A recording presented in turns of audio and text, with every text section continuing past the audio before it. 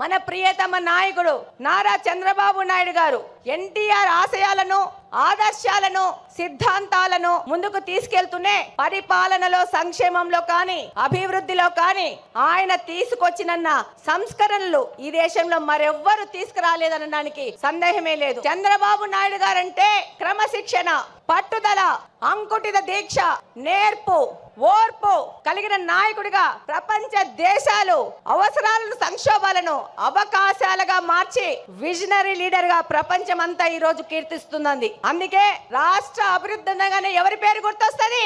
నారా చంద్రబాబు నాయుడు గారి పేరు గుర్తొస్తుంది. మనకి నదులు, వాటిపైన ఆనకట్టలు కనబడితే మన నాయకుడికి నదుల అనుసంధానం గుర్తుకొస్తుంది.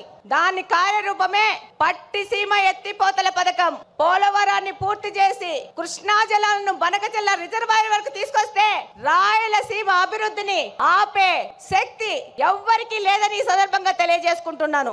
ఆయన యొక్క ఆలోచనల ప్రతిరూపమే ఈ రోజు ఐటీ రెవల్యూషన్స్ ను సాఫ్ట్వేర్ రంగానికి 194 దేశాలలో మన తెలుగు వారు ఈ రోజు వెళ్ళి ఆర్థికంగా అభివృద్ధి చెందుతున్నారంటే అది మన నాయకుడు నారా చంద్రబాబు నాయుడు గారి యొక్క ఘనతనే.